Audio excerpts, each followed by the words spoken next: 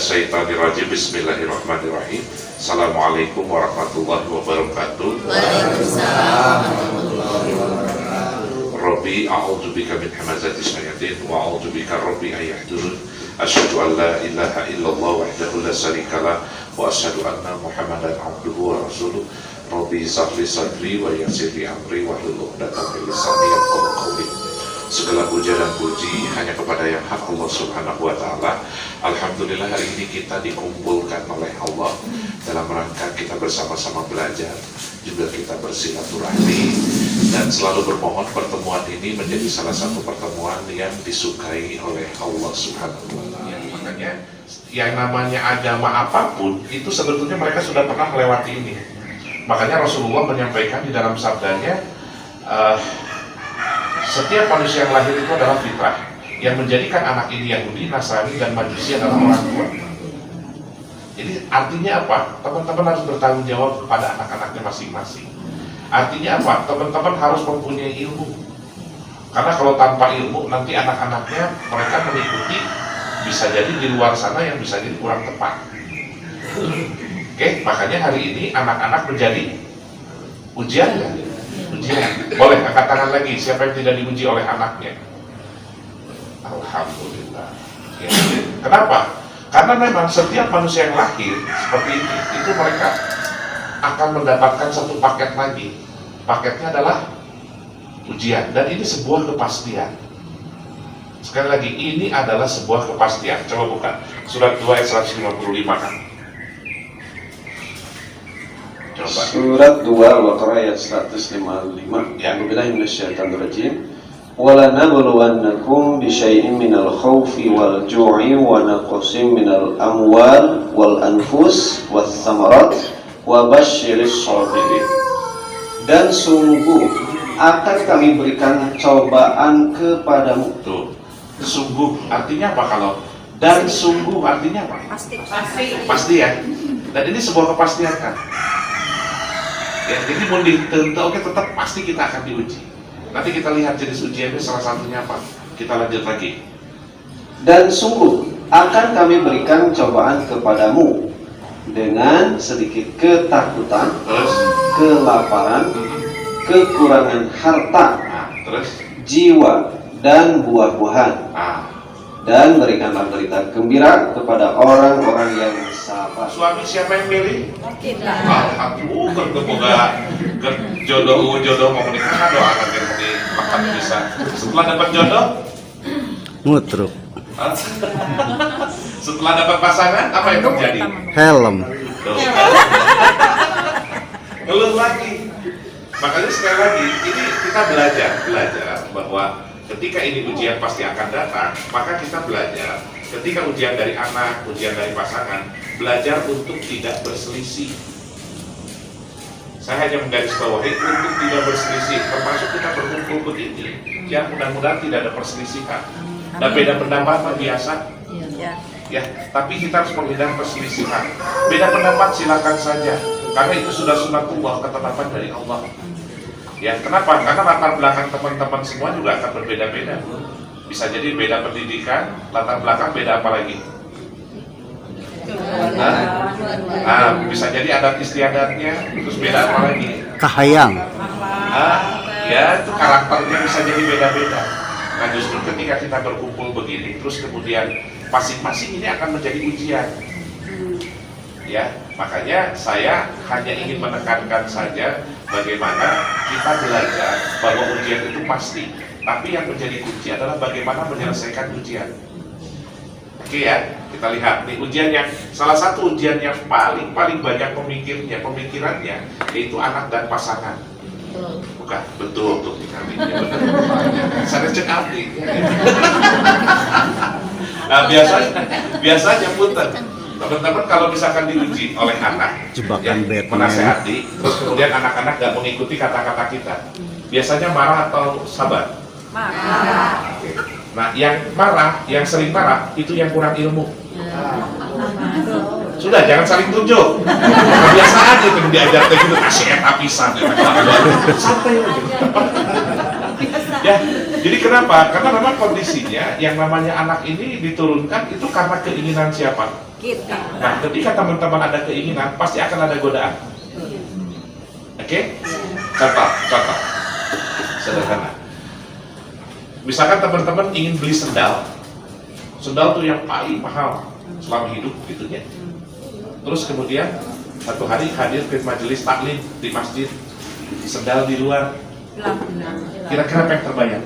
Bisa. Kira-kira lebih kepada materinya atau lebih kepada sendal? Kan itu kompak jadi maksud. Ya, jadi itu semua tidak ada yang tidak diujikan. Itu semua udah pasti ujian.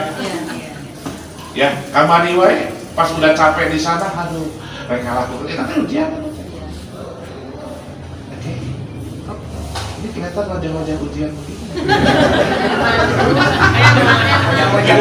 Sudah mulai tenang ini dengan ujian ini. Yuk kita lihat ujian yang pertama. Ya, kita lihat surat 64 ayat 14 At-Tagabun Kang Yoni. Surat 64 At-Tagabun ayat 14. Ya. A'udzubillahi minasyaitonirrajim. Hai orang-orang mukmin, Terus sesungguhnya di antara pasanganmu dan anak-anakmu ada yang menjadi musuh bagimu. tuh. Ya, jadi sudah tercatat ya. Bahwa bisa jadi pasangan bisa menjadi apa? Musuh. Anak bisa menjadi apa? Makanya kenapa? Sudah, jangan merasa bersalah. Ya, karena ini sudah tercatat sahabat-sahabat. Dan ini kenapa kondisinya anak dan pasangan Allah sampaikan. Karena anak dan pasangan itu diawali dari keinginan. Makanya teman-teman kalau banyak keinginan, siap-siap aja banyak godaan. Hah? Tapi kita boleh punya keinginan nggak? Boleh. Tapi hati-hati dengan keinginan itu kita akan mendapatkan apa? Ya, kita lihat 2252. Nanti kita kembali ke sini. Ya, jadi siap-siap aja. Yang banyak keinginan siap-siap stres aja. Entah loba kahayang gitu ante deh, kan sakit jiwa loh loba kahayang. Ya kan sakit jiwa mah ulang-ulang wae. Tuh kahayang mana nyata sakit jiwa gitu. Biasanya kalau seorang ibu memaksakan kehendak, seorang istri memaksakan kehendak ke suami. Pak, pokoknya bapak kudu gitu weh. Biasanya apa yang terjadi?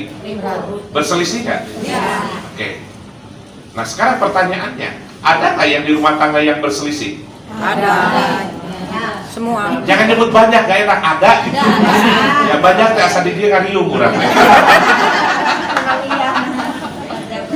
Oke ya.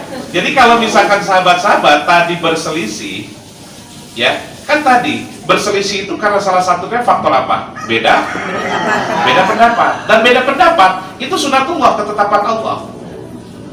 51 ayat 8. Coba kita lihat langsung ya dari Al-Qur'annya. 51 ayat 8. 51 Nanti kita kembali. ayat 8. Ya, maka Innakum lafi qaulin mukhtalif. Sesungguhnya kamu benar-benar dalam keadaan berbeda-beda pendapat. sesungguhnya benar-benar. Artinya apa? Pasti bahwa kamu akan berbeda apa? Pendapat. Antara berbeda pendapat dan beda pendapatan. Beda tipis. Beda tipis. Oke ya. Jadi pasti nggak beda pendapat? Pasti. Pasti. Nah, biasanya ujung-ujungnya kalau beda pendapat ngapain? Selisih. Hah? Ribut. Berselisih. Saya tanya, kenapa sih ketika sudah beda pendapat pasti berselisih? Beda kahayau. Saya tanya, kenapa teman-teman kalau beda pendapat dengan pasangan dengan anak, kok ujung-ujungnya jadi berselisih? Hah? Oke, kita lihat 1753. Kita lihat langsung dari sumbernya. Mangga.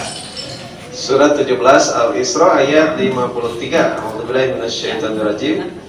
Dan katakanlah kepada hamba-hambaku, Nah, hendaklah mereka mengucapkan perkataan yang lebih baik atau benar. nah, makanya di sini nanti, ya, yaitu di lisan. Oke, ya lanjut. Sesungguhnya setan itu menimbulkan perselisihan di antara mereka. Setan itu apa? Menimbulkan perselisihan.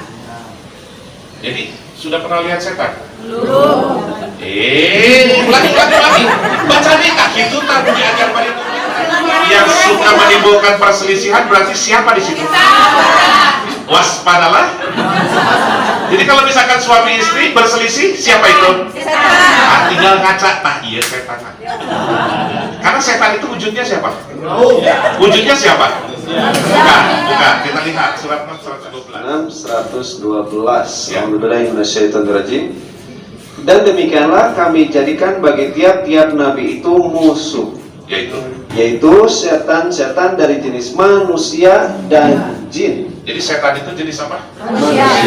Jadi bisa nggak kita berperilaku seperti ini, setan tadi? Kalau apa tadi? Menimbulkan Perselisihan. Oke. Tadi perselisihan karena faktor apa? Berbeda apa? Jadi berbeda pendapat harus berselisih. Tapi kenapa berbeda pendapat banyak yang berselisih? Jadi sebetulnya ini lebih kepada ego. Ya, kalau sudah masuk kepada ego berarti cenderung kepada hawa nafsu. Karena kata-kata kita kepada anak ingin diutamakan kan? Pasti.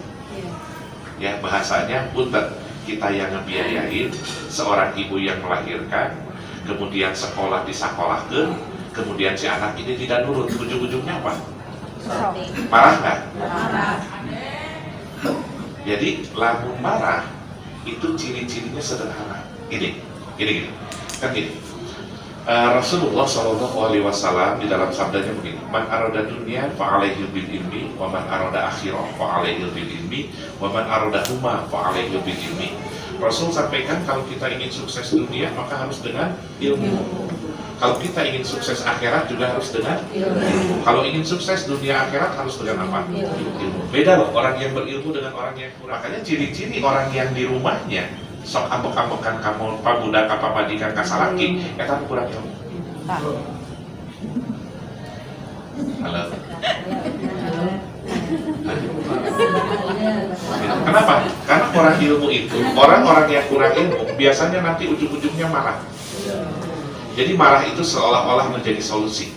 Padahal kalau kita perhatikan di sini, ini di dalam surat 64 ayat 14 tidak ada perintah marah. Bahkan Rasulullah menyampaikan latagdob. Jangan marah, jangan marah, jangan marah. Pertanyaannya, berarti marah perintah siapa? Tuh kan paling kena nyalahkan. Padahal salah sangat. Nah, gitu. Saya buka gelas seetik atunya dah mengenai nama setan. Ayo orang mah bermain logika saja, bukan, coba perhatikan. Sesungguhnya, perhatikan ini sahabat-sahabat. Sesungguhnya Allah telah menjanjikan kepadamu janji yang benar. Terus? Dan aku pun telah menjanjikan kepadamu, tetapi aku menyalahinya. Nah, berarti yang janjinya yang salah siapa? Aku. Hah? Aku di sini siapa? Saya. Lagi deh itu kalau lagi main. Ya. Lanjut, coba.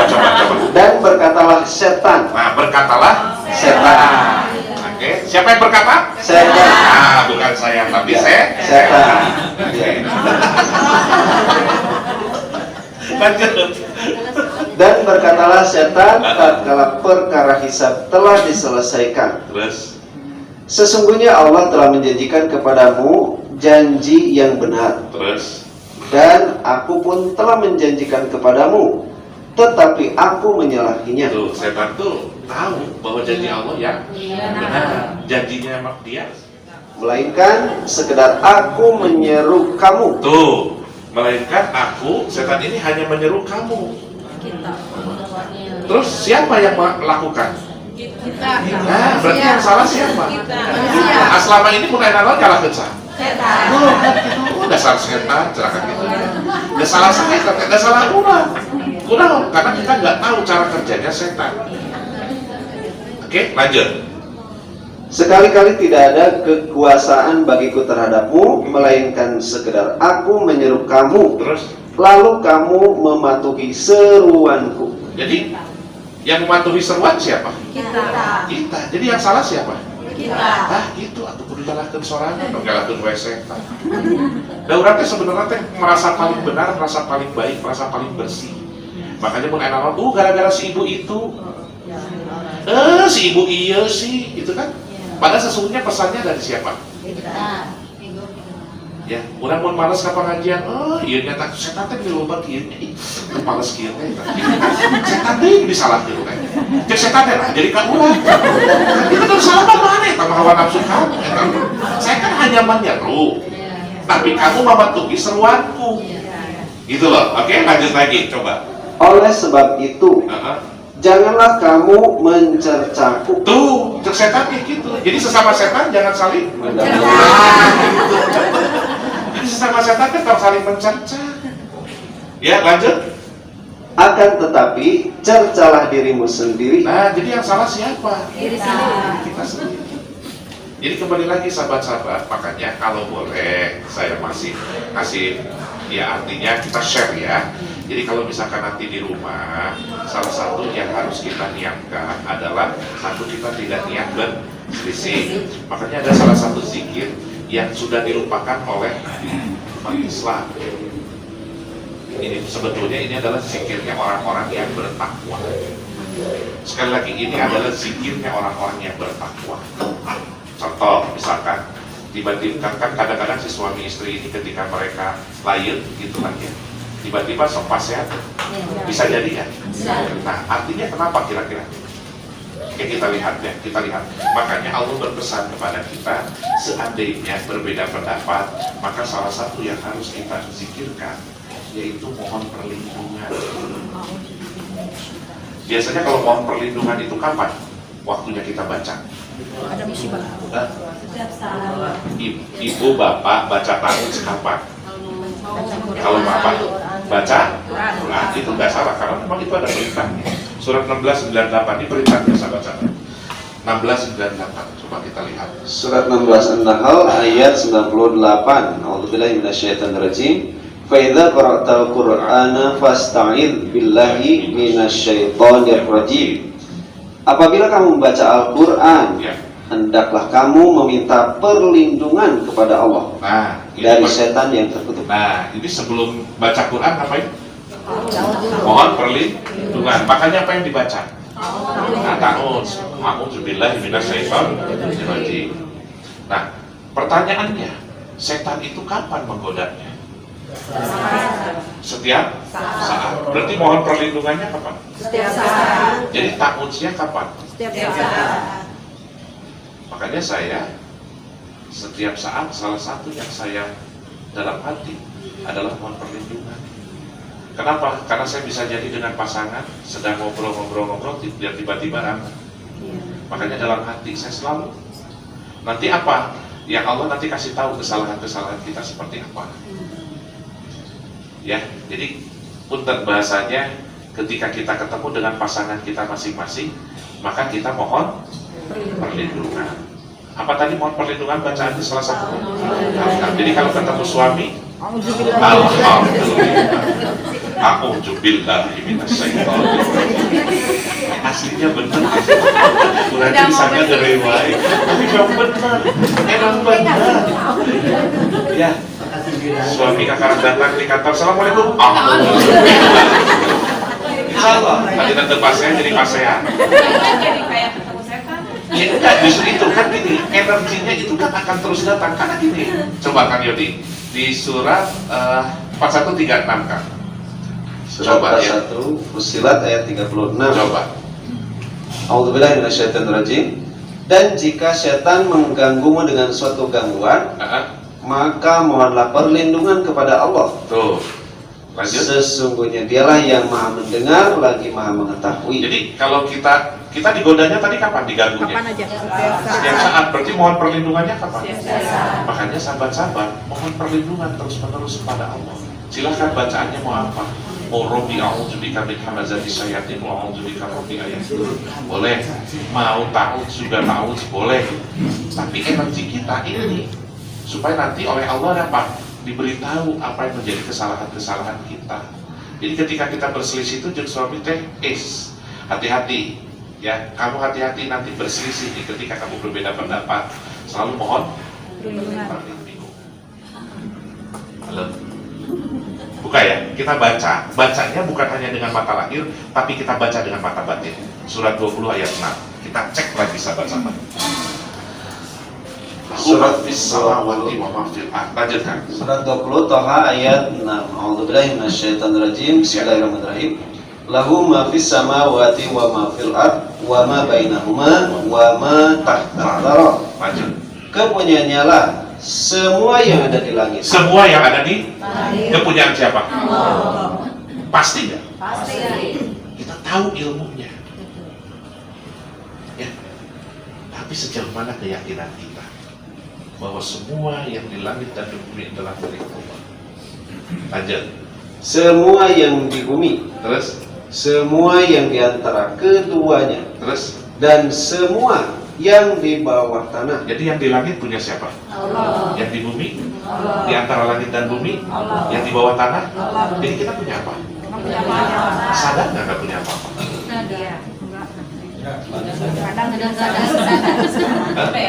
Sadar nggak bahwa sesungguhnya kita nggak punya apa-apa? Sadar. Makanya kenapa manusia perilakunya menjadi kikir? Karena mereka tidak menyadari bahwa harta itu hanya hak guna pakai. Ginilah sederhananya gini.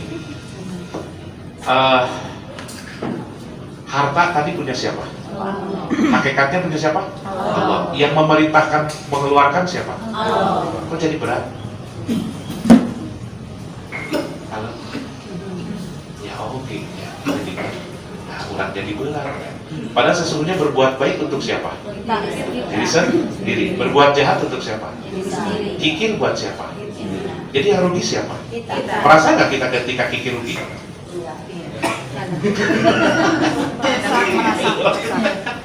Ya, padahal semuanya ini adalah milik Allah, bukan punya kita puntennya. Karena memang gini, ya coba kita kasih contoh sederhana aja.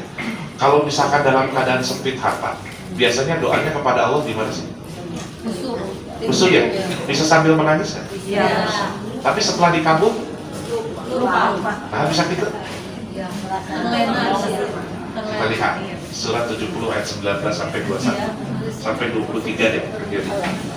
Surat 70 ayat 19 sampai 23. Ya. A'udzubillahi minasyaitonirrajim. Innal insana khuliqa halu'a. Lanjut. Sesungguhnya manusia diciptakan bersifat keluh kesah lagi kikir. Bersifat apa? Sudah banyak mengeluh, kikir pula. Ini manusia nih. Ya, lanjut Kang Yati. Apabila ia ditimpa kesusahan, ia berkeluh kesah. Kalau lagi susah gimana? Lupa terus ke Allah. Atuh ya Allah, ya teh kumaha udah nomor ini geus beres. Engke nomor 2 di grup biayaeun deui ya Allah. Tuh. Tapi ketika sudah dibebaskan, sudah diberikan kebaikan, sudah dikabulnya doa, lanjut. Apa yang dilakukan? Dan apabila ia mendapat kebaikan, ia amat kikir. Hah? Kikir atau amat kikir? Apa bedanya kikir dengan amat kikir? Sumpah itu penting. Kenapa? Karena tadi dia merasa bahwa ini hasil kerjanya. Hati-hati, ya hati-hati. Kalau kita bekerja tanpa ilmu Allah, kita bekerja tanpa ajaran, maka yang terjadi nanti seperti korun. Ya, pernah mendengar kata korun? Pernah ya? Makanya ketika korun itu dibenamkan ke dalam tanah, maka itu menjadi harta karun. Oke? Nah, makanya ini mempunyai sifat amat kikir malahan. Nah, kecuali siapa kata Allah? Kecuali siapa? Lanjutkan gitu. Kecuali orang-orang yang mengerjakan sholat, Terus, yang mereka itu tetap mengerjakan sholat. harusnya orang yang mengerjakan sholat tidak memiliki sifat apa? Kikir. Tapi adakah orang yang sholat kikir? Ada. Ya. Jadi kalau misalkan kita sholat, jangan kikir. Kenapa? Karena kalau kita lihat di dalam sholat saja, sebentar saya harus ngatur waktu ini teh. Saya sampai jam berapa, bro? Karena Anda puas, kami lemas, ya gitu. Sampai jam berapa? Oke, siap, sampai jam 7. Nah, makanya perhatikan, kita harus tahu apa sih esensi daripada sholat. Sesungguhnya apa sih hikmah sholat dan kenapa Allah perintahkan sholat? Sehingga ketika kita mengetahui, maka di situ kita akan belajar untuk menjalankan apa pesan Allah dengan sholat. Oke, ya kita lihat surat 29. Surat 29 itu surat apa? Ada yang tahu? Coba bukakan 29 ayat 45 Kang Yodi. Ini apa sih? Alhamdulillah. Al-Ankabut artinya apa? Laba-laba. Laba-laba. Bahasa Inggrisnya apa? Spider-Man. Kita baca Al-Ankabut, man. Lanjut. Ayo baca. Jadi di perumpamaan Al-Ankabut sebetulnya ada lagi, Pak. Kalau dibahas mah bisa video terus mau balik-balik. Lagi, ayo Kang Yodi. Utsluma Minasyaitonirrajim. Ya. Bismillahirrahmanirrahim. Utsluma uhiya ilaika minal kitab wa aqimis sholat. Inna sholata tanha 'anil fahsya'i wal munkar wa la zikrullahi akbar wallahu ya'lamu ma tasna'un. Kita lihat. Bacalah apa yang telah diwahyukan kepadamu, yaitu Alkitab Al-Quran, dan dirikanlah sholat. Oke, coba perhatikan. Ini kalimat perintah atau larangan? Perintah. Hah? Perintah. Pertanyaannya, di sini ada berapa perintah? Dua.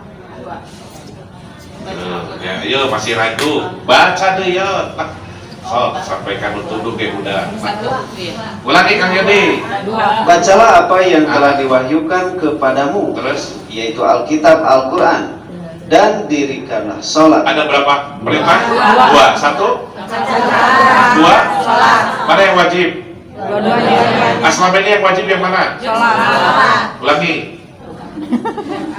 Serius ini, makanya teman-teman punten ya, banyak orang yang hari ini baru sebatas sholat, belum menjadi kewajiban yaitu baca Al-Quran. Nanti kita lihat ya, kita lihat nanti di bahasa Arabnya sedikit. Lanjut Kang. Bacalah apa yang telah diwahyukan kepadamu, yaitu Alkitab Al-Quran, dan dirikanlah sholat. Terus Sesungguhnya sholat itu mencegah dari perbuatan-perbuatan keji dan mungkar. coba perhatikan di sini ya, perhatikan. Inna sholata tanha 'anil fahsya. Oke, ini garis bawahi dulu. Apa ini bahasa Arabnya? Fahsya. Oke, kita lihat ya. Di dalam ayat lain ada kata fahsya juga. Ini fahsya ini artinya apa?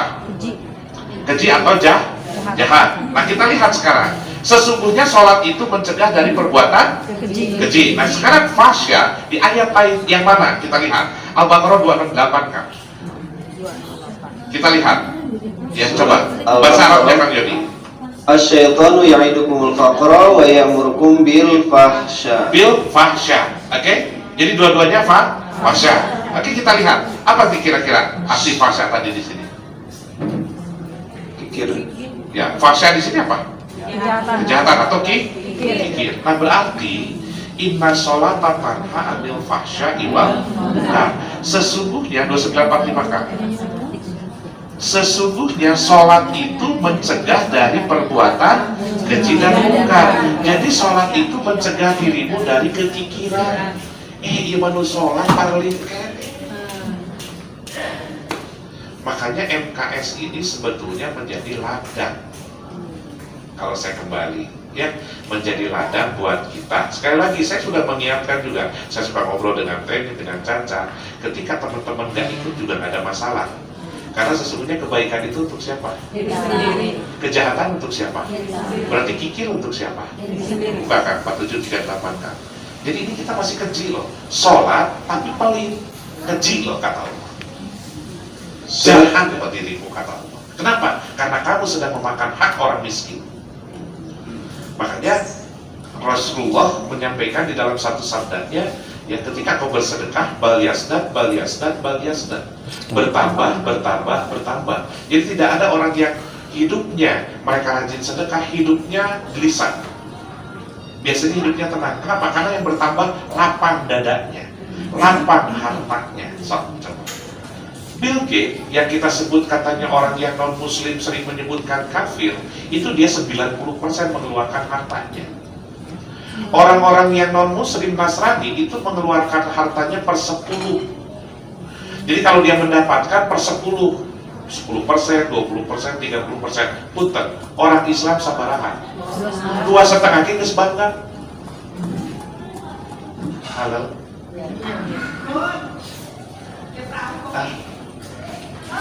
Ada apa kira-kira? Yuk, saya hanya mengajak. Sekali lagi, saya menyampaikan ini saya ketika awal-awal ngobrol dengan Caca. Semuanya itu bukan buat saya, buat Caca, tapi buat diri sendiri. Sekali lagi, teman-teman berbuat baik bukan buat orang lain. Kadang buat diri sendiri saja kita susah. Kumaha urang rek nyalamatkeun urang sorangan. Lamun orang sorangan masih dalam keadaan kikir, pelit, medit, buntut, kasiran. Siap kan nih? Ya. Nah, nanti kapan mengeluarkan hartanya? Nanti saya kasih tahu. Ya, jadi nanti teman-teman kan udah punya kencrek tuh. Kapan mengeluarkannya? Itu harus ditata, itu harus sesuai aturan. Karena aturan Allah itu tertib, runtun, gitu loh maksudnya. Oke, kita lihat dulu ini. Maka Kak Yadi. Ingatlah kamu ini orang-orang yang diajak untuk menafkahkan harta pada jalan Allah. Siapa yang mengajak? Allah. Allah yang memiliki harta. Ya, orang teh kok diajak ku Allah nu punya harta, nah jadi marales. Tapi tuh di dia mah tuh ayah, di dia tuh tenang, dibela. Ya, di kota lain pokoknya mah tenang. Kan mun saya ngobrol di kota lain, di dia. Bisa luar gitu lagi. Supaya happy. Ya, happy lah ya gitu. Oke ya. Jadi saya gini, makanya saya sudah nyampaikan ke Caca, ini harus satu frame teman-teman ketika di MKS. Frame-nya apa? Frame-nya adalah berbuat baik bukan untuk orang lain. Sehingga ketika ada orang lain tidak berbuat baik, sudah biarkan saja. Karena nanti ini di MKS ini alamnya akan bergerak sendiri. Mana yang dia bosen, gitu-gitu wae. Nanti ada orang yang memang punya ide yang lebih cemerlang lagi untuk memajukan diri kita masing-masing. Jadi ketika kita berbagi, ketika kita memberikan harta yang dicintai, maka di situ sesungguhnya kita sedang berbuat baik untuk diri. Makanya orang-orang yang mereka rajin sedekah itu biasanya apa? Sehat. Ya, kita lihat nih, coba yang ini, Kang Yadi puterkan. Ingatlah kamu ini orang-orang yang diajak untuk menafkahkan hartamu pada jalan Allah. Maka di antara kamu ada orang yang kikir. Tuh, di antaramu ada orang yang kikir. Lanjut. Dan siapa yang kikir, sesungguhnya dia hanyalah kikir terhadap dirinya sendiri. Tuh. Ya, jadi Allah nggak rugi kalau ada yang kikir. Yang rugi berarti siapa tadi? Kita. Ya, lanjut. Dan Allah lah yang maha kaya, sedangkan kamulah orang-orang yang membutuhkannya. Tuh. Jadi Allah maha kaya. Jadi kalau misalkan teman-teman istilahnya nggak berbagi juga nggak ada urusan buat Allah. Yang rugi siapa harusnya? Kita. Oke? Ya, karena Allah maha kaya, sedangkan kamulah orang yang membutuhkan Allah. Lanjut. Dan jika kamu berpaling, Berpalingnya apa di sini? kikir, Kikir, pelit, gitu ya. Lanjut. niscaya dia akan mengganti kamu dengan kaum yang lain. Nah, jadi kalau kikir diapain oleh Allah? Di-delete tuh. Makanya kehancuran sebuah negeri, kehancuran rumah tangga itu karena faktor kikir. Diganti dengan kaum yang tujuannya untuk apa? Lanjut. Dan mereka tidak akan seperti kamu ini. Nah, jadi tujuan diganti untuk apa? Lebih baik lagi generasinya, betul? Ternyata kikir lagi. Ganti lagi. Berarti kalau ada suami kikir, diikatan atau suami atau tiga. Menilai itu. Biasa dari mana-mana. Kenapa? Karena ketika orang itu kikir, maka yang menjadi Tuhan apa? Hartanya. Allahnya nomor berapa? 2. Jadi musyrik kan? Sadar nggak ketika pelit musyrik? Kita lihat 41 ayat 6 dan 7. Hati-hati loh ini dengan urusan harta. Ya, yuk lanjut. Surat 41 Fussilat ayat 6 dan 7. A'udzubillahi minasyaitonirrajim. katakanlah bahwasanya aku hanyalah seorang manusia seperti kamu. Terus Diwahyukan kepadaku bahwasannya Tuhan kamu adalah Tuhan yang Maha Esa. lanjut. Maka tetaplah pada jalan yang lurus menuju kepadanya, dan mohonlah ampun kepadanya. Lanjut. Dan kecelakaan yang besarlah bagi orang-orang yang mempersekutukannya. Coba lihat di bahasa Arabnya, wa wailul lil musyrikin. Betul? Wa wailul lil musyrikin. Celakalah bagi orang-orang yang musyrik. Yang mana yang musyrik itu? Lanjut. Yaitu orang-orang yang tidak menunaikan zakat. Jadi orang yang musyrik yang mana? Jadi orang pelit termasuk apa? Makanya di dalam rumah tangganya orang kikir itu ibadah sebesar apapun, rasanya kita paling banyak beribadah itu diterima. Kalau keluarga ada orang yang kikir, cek lagi di surat 25 ayat 77 Kak. Ya, 2577. Coba kita lihat. A'udzubillahi minasyaitonirrajim. Katakanlah kepada orang-orang musyrik, Tuhanku tidak mengindahkan kamu. Tidak mengindahkan itu apa sih? Tidak dipedulikan, tidak digubris usaha. Gimana seandainya dalam satu rumah tangga tidak digubris oleh Allah, tidak dipedulikan? Apa yang terjadi? Lanjutkan. Melainkan kalau ada ibadahmu. Melainkan kalau ada ibadahmu. Lanjut.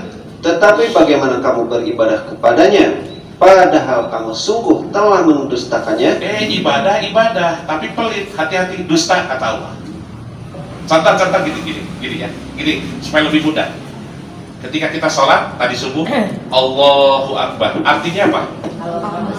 Tapi orang pelit, bukan Allah yang besar, tapi harta yang ada di dalam hatimu yang besar. Dusta nggak? Antara ucapan dengan perilaku beda nggak? Nah, makanya ini tadi Allah sampaikan, tidak diindahkan, tidak dipedulikan ibadah. Oke, saya ulang lagi ya. Saya ulang lagi. Ketika tadi kita sholat, Allahu Akbar, Allah Maha Besar. Allah tahu persis, bukan aku yang besar di dalam hatimu. Kepada orang kikir, apa itu? Oke, satu. Makanya orang yang musyrik, dia tidak dipedulikan oleh siapa? Satu. Yang kedua, ya, orang yang musyrik, kita lihat surat 9 ayat 28. Kita lihat ya. A'udzubillahi minasyaitonirrajim. Hai orang-orang yang beriman, sesungguhnya orang-orang yang musyrik itu najis. Orang musyrik itu apa? Najis. Najis teh naon sih? Kotor naona? Jiwanya. Kotor jiwa. Kenapa disebut kotor jiwa? Karena bukan Allah yang menjadi nomor satu, tapi harta yang ada di dalam hati. Makanya kenapa orang yang pelit siap-siap aja, datang petunjuk sebesar apapun biasanya nolak. Kenapa? Karena dia sedang kotor, bukan Allah di dalam hatinya. Ya, makanya ketika teman-teman rindu dengan Al-Quran, rindu dengan petunjuk, itu sesungguhnya apa? Itu sesungguhnya adalah rasa syukur kita kepada Allah. Kenapa? Karena tidak semua orang mau untuk menerima petunjuk. Ya, makanya Allah sampaikan orang musyrik itu apa?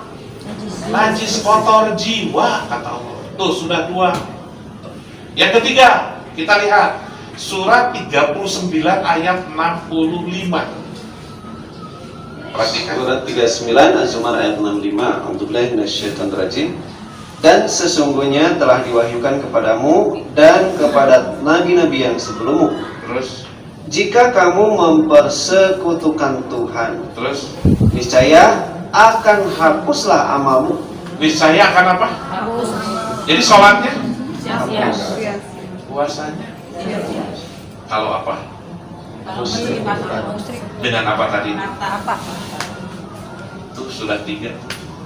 Keempat, bongkar lagi surat. Bentar. Kan tolong dibantu. Surat 4 ayat 48 kan? Ya, coba perhatikan. A'udzubillahi minasyaitonirrajim. Sesungguhnya Allah tidak akan mengampuni dosa syirik. Apa? Syirik. Tidak akan. Mengampuni. Jadi sebanyak-banyak ibadah kita, dosa kita Tidak terlalu. umat atas. Ya, nah makanya seandainya ini bermanfaat, ya mari kita sama-sama. Sesungguhnya berbuat baik untuk diri Sendiri. berbuat jahat untuk siapa? Diri sendiri. Kikir untuk siapa? Diri sendiri. Dosanya buat siapa? Sendiri. Yuk sama-sama kita belajar. Ya, jadi sarana MKS ini sebetulnya kalau saya melihatnya sarana untuk kita mendapat petunjuk Allah, itulah sederhana Pak. Ya, karena Allah berikan yang namanya petunjuk itu bagi orang-orang yang berbuat Baik. baik. Sampai di sini ada yang ingin ditanyakan. Jadi bahas kita sedikit saja tadi sekilas tentang anak pasangan, itu sudah pasti hati-hati berselisih, ya. Terus kemudian yang ketiga urusan harta, yang ketiga urusan harta nyambung kepada menduakan Allah. Mungkin ada pertanyaan?